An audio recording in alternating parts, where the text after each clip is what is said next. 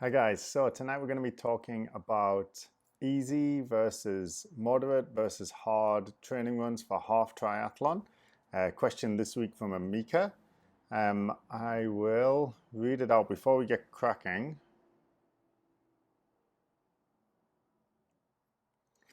So the bit I'm going to tackle first is what is the right mix of long slow distance versus tempo versus slow runs? What is the benefit of each, bearing in mind we're going for a half marathon? But before we do that, as always, I have to have a beer to help me relax. So this week we are Field and Forge. I think we've had that one before. I will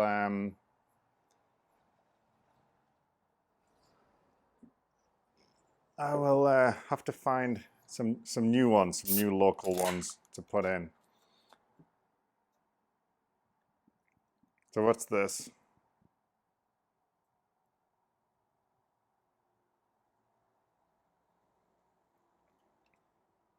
Belgian ale. Cheers.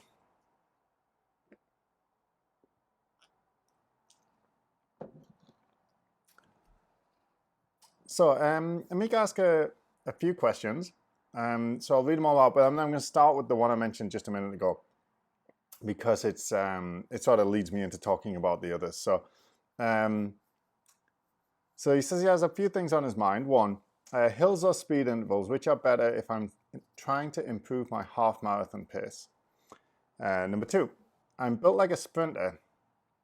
How do I train to change my body for endurance running? Number three, what is the right mix of long, slow distance versus tempo versus slow runs? What is the benefit of each? Number four, what impact does diet have on improving my running efficiency?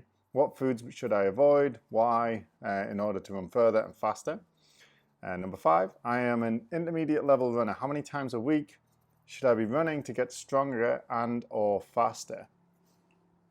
And I'm actually going to start in the middle here. So if I bring up my notes, which I should have had in a separate tab if I was thinking. So I was preparing for the show tonight, and my wife arrived at the door with a dog that she found. The dog was sort of loose and had been wandering around the neighborhood. So then we had to take him back. So I was in the middle of writing my notes and getting my windows open and everything ready. So that's why I'm a little all over the place to start. So I'm going to start in the middle with what is the right mix of long, slow distance versus tempo versus slow runs? What is the benefit of each? So what we're really talking about here is training intensity distribution, and that's what they call it in the research, or TID. And in order to look at that, we need to divide training intensity or runs into different types of runs, right? Different types of intensities. So what a lot of people use different zones or just different names. So those I think may have come from the running room, because that's the words that they often use. So long, slow distance is LSD. It's sometimes abbreviated that. So I think that's a running room term. Or it's probably used more widely than that. And then tempo will be familiar to some people, but not all. And then like easy, recovery, slow runs, threshold, tempo. There's some other names for that moderate intensity one. And then there's like hard, which is like the hills, the intervals, and that kind of stuff. If we sort of pull back from those different names, a lot of people will run or do that training based on zones. So numerical zones, often there'll be a 3, a 5, or a 7 zone system. But what I'm going to do is pull even further back and just divide it into the different intensities in terms of what's going on physiologically. And then we can go to just 3, just to keep it simple for today. Now, that's not to say that it is better to go for just 3. It just means that it's going to make this discussion a little more straightforward. So with the 3 zones, you've got your easy, moderate, and hard, right? So easy, generally speaking, think hours to days, right? If you're going really easy, you can go for hours often, depending on your training level, obviously. But it's the intensity for which you could go the longest without just walking, although walking would fit into an easy training zone. But it's a bit of anything running where you're just running as slow, so you can run as long as you can. And in physiology, they define it as below the ventilatory threshold, which is, it gets really complicated. And to be honest, myself, I often struggle to remember exactly how to classify the different zones. But it's sometimes called the conversational zone, right? So that easy zone is when you're able to continue a conversation without sort of losing your breath or without it sounding too broken up. And then hard is, it's as hard as you can possibly go. So you're thinking seconds to minutes. Do you know what I mean? The intensity you could keep up for seconds to minutes, not longer than that. And that hard zone is defined, the sort of threshold between the moderate and the hard is what we call the lactate threshold. So that's the point at which lactate starts to accumulate in the muscles, and it's accumulating because you can't process it out as quickly as you generate it. And as it starts to accumulate, essentially the clock has started now, and at some point soon you're going to have to stop. Physiologically, you're going to be forced to stop. And then moderate is in between. It's in between those two thresholds. So it's not easy, and you can't go for hours, but it's not so hard that you're gonna have to stop within, seconds or minutes. And usually it's in the sort of less than an hour kind of pace, usually, right? So it's something you could maintain for up to an hour, probably, depending on like how you define it. But the top of it would be that lactate threshold, which is very hard to, talk about if you haven't had lactate threshold testing done and that kind of stuff. But if we just want to keep it simple for today, easy is something you can do for hours. Hard is something you can do for seconds, maybe a minute. And moderate is something you can do for maybe an hour. So if we reduce those different training intensities, different zones or different races into, different zones or different types of training runs into these three categories: easy, moderate, and hard. And I sometimes think of it as green, orange, and red, right, in terms of intensity. And then if we're going to answer the question of how to distribute our training across the week, I'm going to take a drink.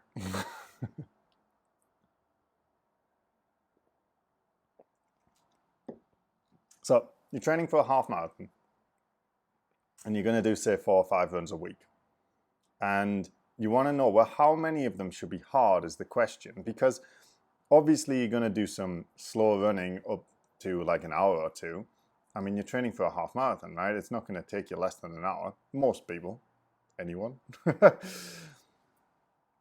So that's kind of a given. And then the question is, okay, I'm going to put some intensity in there. That might be in the form of hill repeats or in the form of sprint intervals. How much? How much is too much? If I put in loads of that stuff and all I'm doing is sprint training, that's not going to condition me probably, ideally, for the half marathon. Should we put any of it in, right? Should we just do the long, slow distance, the easy runs, the below the green zone? So we just do it all like that? And so when you look at what most professionals are doing, they do a mixture, but it's not an even mixture of 50-50, right? So there's two different schools of thought on what the ideal distribution is. And we're going to talk today specifically about half marathon. It's kind of a given for marathon, half Ironman kind of a distance. It's all kind of similar, not quite the same, but similar. But these will definitely apply for that. So one philosophy is this sort of easy dominant approach, which was popularized a few years ago. The terminology 80-20 became popular, and that was because Matt Fitzgerald came out with a couple of books, 80-20 running, 80-20 triathlon. And Emeka, if you're watching this, they will be really good books to read, and they'll go into what I'm going to talk about here in like much more depth, and they will give you some of the research that backs it all up and the history behind how that developed as the sort of dominant training paradigm currently. And certainly just sort of for disclosure, like that's the method I usually train is a 80-20 type method. It's not always precise, but it's certainly a philosophy that I sort of subscribe to, I buy into, and that's what I do in my own training. And that means 80% of your training will be easy in the green zone, and 20% will be in either the moderate or the hard. Okay? And we'll come back to that in a sec. The other sort of big school of thought would be that you are going to deliberately include a significant percentage of your training in the moderate intensity. So that would be, let's say, over 30%, right? So we're saying maybe 50, 60% of your training in that moderate intensity. And then that sometimes is called like threshold training, right? And that is definitely, as far as I understand it, far less popular, right? The easy sort of philosophy, or the easy dominant philosophy for endurance training, seems to be far more popular currently than the threshold or moderate dominant philosophy, or even moderate significant volume of moderate philosophy. But it is employed, both these strategies are employed by top level athletes. So there are examples of professional athletes, endurance athletes, doing a lot of moderate intensity. So it works in theory, and then the question is, which is right for you?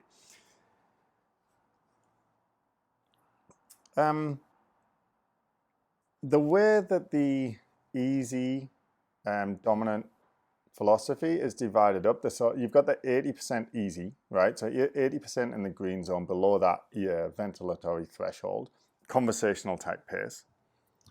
And the runs like long, slow distance, easy runs, recovery runs that Emeka mentioned would fall into that category. And then the final 20%, which is going to be a mixture of moderate and hard, that would include the tempo, would be in the moderate zone. The tempo runs would be in the moderate zone. And the hills, they would be in the hard zone. And the sprint intervals, they would be in the hard zone too. So how much, right? So if we're talking about maybe 20%, one school of thought is you have a sort of pyramidal approach, which means that you put, let's say, 80% in the easy bucket, about 15% in the moderate bucket, and then the remaining 5% in the hard bucket. And then there's another school of thought, like within that easy dominant philosophy, that says you go 80% easy, and then almost 0% moderate. So that's what they call polarized. You either go like crazy easy, well, not crazy easy, but easy, or crazy hard, and you avoid the middle, right? So they call that polarized. There's also a pyramidal. And then on the other side of the camp is, let's call it threshold, or moderate dominant. If we look at the research, and I read this study just last night. This was a review rather than a study. I'll have to find the author, one sec.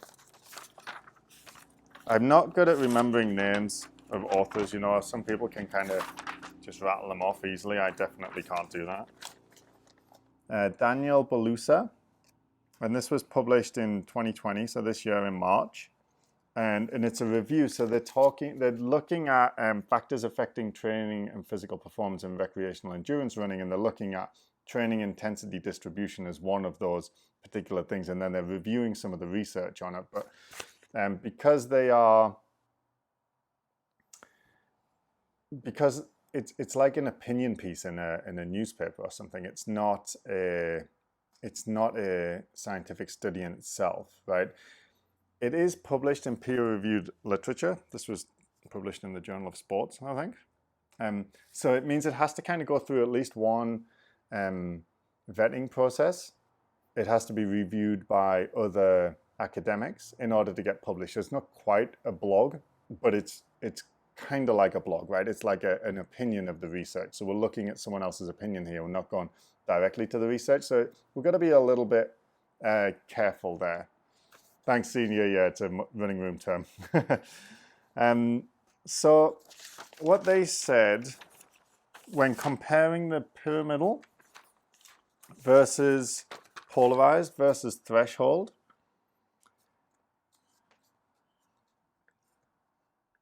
Despite the reduced volume conducted by recreational runners, a polarized model improved their 10K performance to a greater extent than the threshold model. And then they later say, the pyramidal and polarized models might be the most recommended forms of training intensity distribution for recreational runners. So that's pretty much where the research sits at the minute, that of the two schools of thought, threshold versus 80-20, let's call it. The 80-20 seems to be winning, but whether polarized or pyramidal is better, there doesn't seem to be much evidence. Although there is stronger evidence that pyramidal is better than threshold than there is polarized is better than threshold, as far as I understand it. So that all in all, I would suggest going 80-20 and probably pyramidal. So it's like 80% hard, 80% easy, 10 to 15% moderate, and then 5% hard. And then during the course of the season, that would change depending on the goal race. So if we're talking about a half marathon, you can, I don't really want to get into the training over the course of the year, because you could do periodized versus linear periodized versus reverse periodized, and it's all a little bit too complicated and not something I want to dig into, because this is not really my area of expertise. It's more a performance-based / running coaching / triathlon coaching kind of a question, and it was in the question, so I wanted to tackle it. But it's I'm certainly more comfortable with the research on rehab and injuries than I am with what is the best training method. So what you should do, Emeka, you say earlier in your questions, I'm built like a sprinter. I remember working with you in the past, and you're very much sort of strong and fast and sort of powerful, not sort of spindly and endurance-like. Last year I was training for my first triathlon. I did the Xterra triathlon, and as part of training for that, I read Joe Friel's Triathlon Training Bible, and then I did his weakness analysis section. And I noticed that when I was trying to identify some of my strengths, it was all power-based stuff. It was all sprint-based. It was all anaerobic-based type of stuff. So that's where I feel like I need to spend less time. And certainly in my training over the last year or two, I've worried less about the high-intensity sessions, the sprint intervals and the hill sessions, and even the tempo runs, because I feel like my major weakness is the endurance side, the long, slow aerobic endurance. Which doesn't mean that I have none of that stuff, but I certainly prioritize that easier stuff. And I would say, based on your questioning, Emeka, if you have a natural talent for the speedy stuff, then you probably should focus on the slower stuff. So if you were going to go distribution, I would be going 80% easy. And then the important thing to know is that, are your easy? Because this comes up time and again, and I see it all the time in my clients when I ask them to run at their easy pace, and they're, just from listening to them, they're above their ventilatory threshold. So they're definitely going into that moderate zone. And there's some good research to back that up, to say that when people think they're going easy, if they're new to running, especially, so recreational runners, not so much the case in pros, but even in higher level recreational runners, they typically spend, I think it's 50 to 60% of their time in the moderate zone. And that's what they're actually doing when you measure their heart rate and you check it against their thresholds. So when people think they're going easy, most of the time they're going moderate.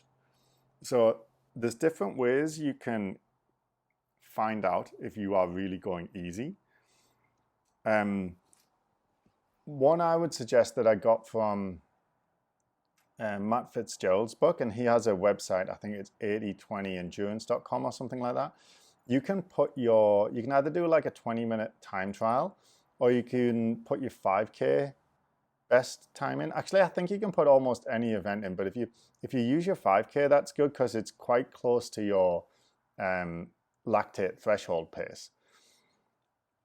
And if you put a recent PR in for, let's say, the 5K, it gives you 5 zones there, but it'll essentially divide you up into easy, moderate, and hard, and give you it'll give you your pace in terms of what speed you should be going for your easy running and how to stay below that moderate zone, just to make sure that you don't creep into moderate, because that's super common. And I did that when I was reading his book a few years ago. And I also used heart rate based training he had this app at the time. I don't know if it's still around. It was called Pair. And basically you would input your heart rate zones, and then you would wear the strap or the wrist thing or whatever it was. And if you crept out of your zone, so you say you were going to do a long, slow run, and you're supposed to be in zone 2, which is like an easy zone, and your heart rate crept into zone 3, which is the moderate zone, then he would like chirp up in your ear and say, you're going too fast, you have to slow down. And I found that super helpful for what I call intensity calibration, because what I see a lot of the time in the clinic is that people think they're going easy and they're really going moderate, and people think they're going hard and they're really going moderate. And that was definitely true of me for the first couple of years into running. And I think it's true if you haven't spent a lot of time deliberately trying to get your intensity dialed in, it's probably true of people for quite a long time after they get into running. Certainly the research that says that, well, we've got some research over here saying recreational runners, even at relatively high levels, are running 50 to 60% of their training runs in the moderate intensity zone. And then we've got good evidence over here saying that the best way to improve endurance performance is to do 80% of your training at lower intensity zones. So these conflict, right? So we can't reconcile those, but for thinking these people know they should be going easier unless they're just not aware. They know they should be going easier. They're trying to go easy, but they're ending up going moderate. And that's definitely what I see in the clinic all the time. People are going moderate when they think they're going easy. So it's very important, Emeka, if you're going to try and distribute in this 80-20 paradigm, that you quantify what is easy. And I would say quantify it with either heart rate or pace. And if you're going to, either of those you can do through that 80-20 endurance website. But there's other ways you can do. You can put it into training peaks. You can just, you can even do 220 minus your age and then get a zone-based prediction thing, although that's far less accurate. But it's just something where it's like objective, and you want to know, what is my easy pace and I must stay in it? Or what is my easy heart rate and I must stay in it? And that's super important. So I would recommend you go 80-20, easy to hard, and you decide exactly what easy is and have it written down, and then retest it every, say, I mean, it depends on your training, but let's say at least every 6 months. So yeah, okay, let's have a drink and refresh.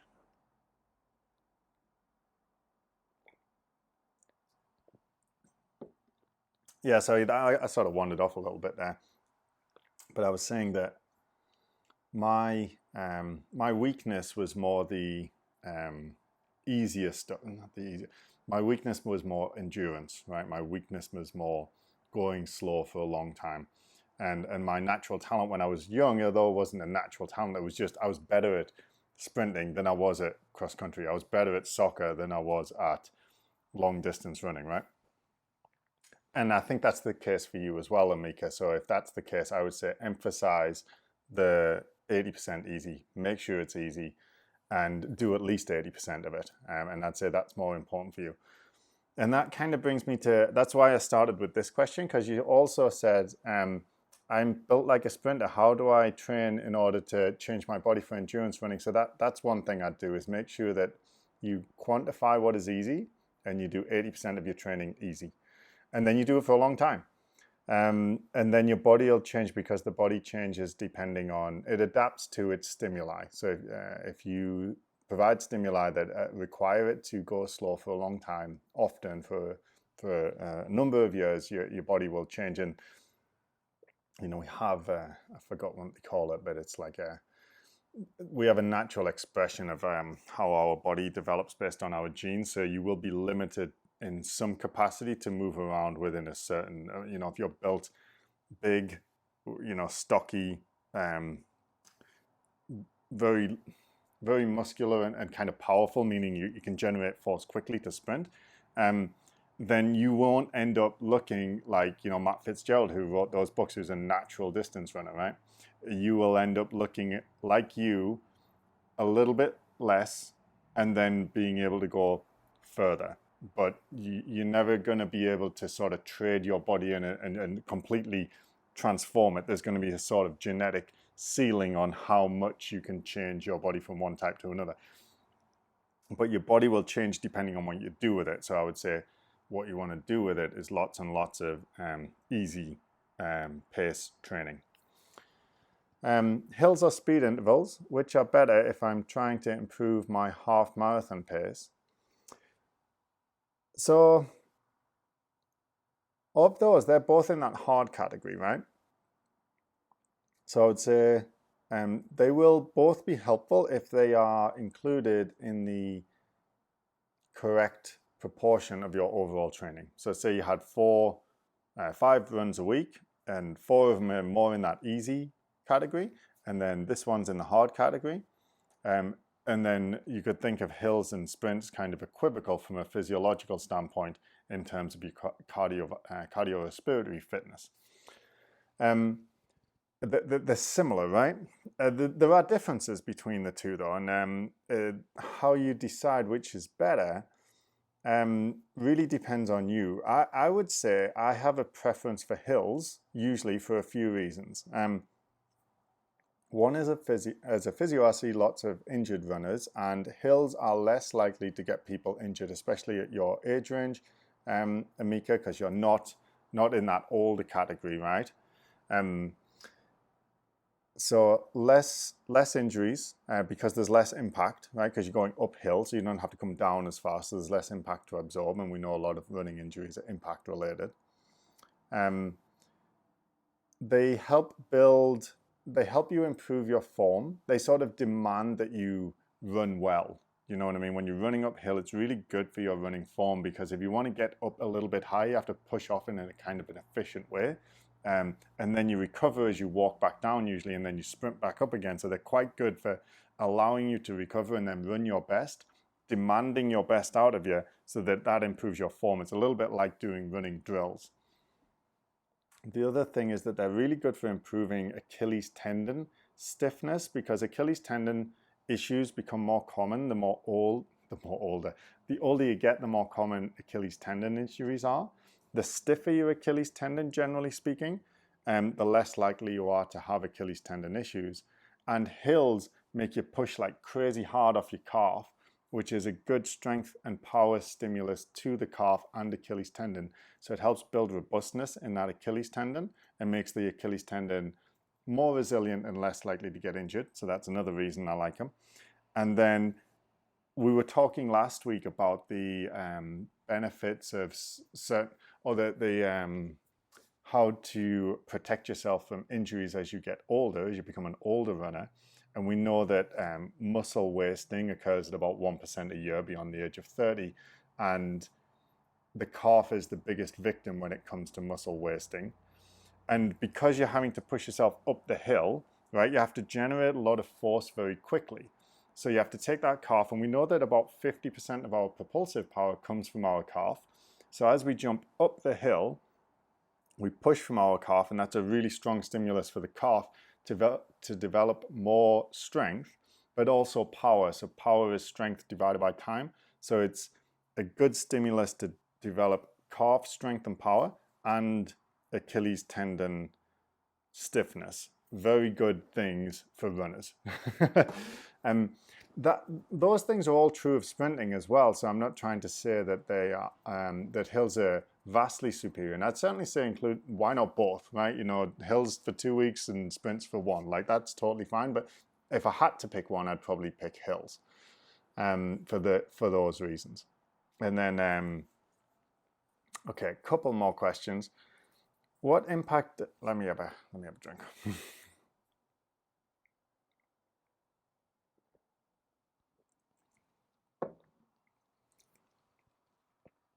What impact does diet have on improving my run efficiency? Why? What foods must I avoid if I want to run further and faster? Unfortunately, I'll have a bash at training and performance. I am not going to tackle diet. I know as little about diet as anyone else, which is to say that I know a little bit because I've read a number of books on diet and nutrition and fueling for races, like a lot of us have, but I am not an expert. I don't have any formal training in it. I would certainly say if you want specific advice for that, we've got to go to a more reliable source. But I don't like to answer questions like that because that's not very polite. So I would say check out a couple of things. There's a podcast called That Triathlon Show, which is excellent. And Michael, the presenter, talks often about the pros and cons of low carb, high fat versus high carb diets, which is more appropriate for long endurance triathlon athletes. And he brings on very knowledgeable people onto the podcast. So I would check that show out and just put nutrition in or put low carb, high fat or that kind of thing into the description and just see what you find.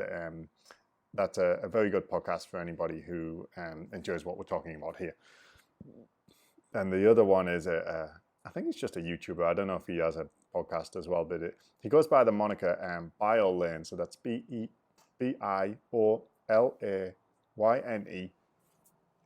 And he's excellent. He has a PhD in nutrition and he makes lots of really helpful videos looking at the latest research on nutrition. And the reason I like him is that although he talks often about, we all know that the diet debates are very polarizing, but I feel like he tries really hard to just look at the evidence and not go beyond what the evidence currently says in terms of good or bad. And I think if you go and check out that BioLane's YouTube channel, you'll get some good information. I don't know if he talks specifically about endurance athletes, but I dare bet he does. I think I've listened to him. And he has some really good shows, so I would look up those two things, That Triathlon Show and BioLane, for advice on nutrition. Okay, last one. I'm an intermediate level runner. How many times a week should I be running to get stronger and or faster? Yeah, intermediate level. Definitely, if you're going for the half marathon, at least 4. Less than 4, you're increasing your risk of injury and you're definitely reducing your performance, in my opinion. There's some good evidence to say that those who run 4 or more times per week get injured less than those who don't if you keep the volume of weekly running the same. So dividing 50k over 4 runs will get you injured far less often than dividing 50k over 2 or 3 runs. I mean, 2 is pretty uncommon for that distance. The other thing about running more frequently, so it gets you injured less. The other thing is that it tends to improve your... I have no evidence for this. This is more of a feeling. But I feel like the frequency allows you to improve your technique. The reason is that there is good evidence to show that running technique improves with exposure, which makes sense, right? If you practice playing golf all the time, even if you don't get any instruction or try to do anything better, you will just naturally get better at it because you'll keep trying it and you'll just naturally sort of attune to a more efficient way of playing golf. And we do the same thing where we run. As we run more and more miles over the years, we attune ourselves to a certain way of running that is more efficient. So our technique improves over time. And that can be seen because our cadence becomes more into that optimal range, which is sort of above 170 steps per minute. And our stride length, it becomes less, we tend to overstride less and that kind of thing. Our impact tends to go down. We tend to adopt strategies that are more efficient the more we run over time. And my feeling is that when you run more frequently, you're not running for as long, So if you take that same 50K and divide it over 5 runs, then you're pretty fresh for each one and your mind is sort of ready and you're going to focus well. Whereas if you divide it by 2, right, really long runs, by the end of them you're quite tired and you're not focusing on your form quite as much. Even if you weren't focusing on your form explicitly in any of them, your form is just naturally going to be better when you're doing shorter runs. So if your form is better during that time, that's your brain learning, this is good running form. This is how to run efficiently. Whereas as you get more tired, we know that running technique worsens over the course of long duration running bouts or races. Then you are then training yourself to run badly in a way, right? So you're getting 25 minutes, let's say, of running badly at the end of your 50-minute run. So that's why I'd say if you're going to try and run faster and improve your running technique, more running per week is better. And certainly that's an opinion, but there is good evidence to say, so it's not an opinion, that having, well, it's a science-based or an evidence-based opinion to say that running more frequently will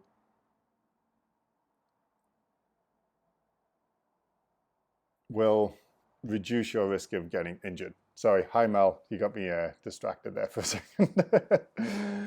And that's pretty much all I wanted to talk about tonight. So I hope that answers your question, Emeka. If I just sum up, the intensity distribution I would suggest that you go for is that 80-20 easy to hard ratio. I would say that that's even more important for you if you're a natural sprinter, and that it's very important that you quantify easy versus medium versus hard, because you may be doing your easy runs medium, and that is a very common problem that you don't want to fall into that trap. Diet, don't know, look up those people I mentioned, and then run more than four or more times per week. Anyway, I'm going to sign off for tonight, and thank you guys for joining me. If anybody has any questions they'd like me to tackle in the future, just drop them in the comments or send me an email, mboydphysio@gmail.com. That's mboyd@gmail.com. Anything injury or running or triathlon related. I know I still haven't tackled any triathlon questions, but that's because I don't really know the answers. So I'm going to look it up, and I'm going to maybe I should just say it now. I'm going to tackle a triathlon question next week of some description. I think I'm going to probably talk about nutrition, not because I know a lot about it, but because it'd be good for me to learn, and my diet is not as good as it used to be, so that'd be a good thing to do. But like I say, I'll be talking less as someone who's well informed and more as someone who's learning. Anyway, I will see you guys next week on Saturday. Okay, thanks for watching.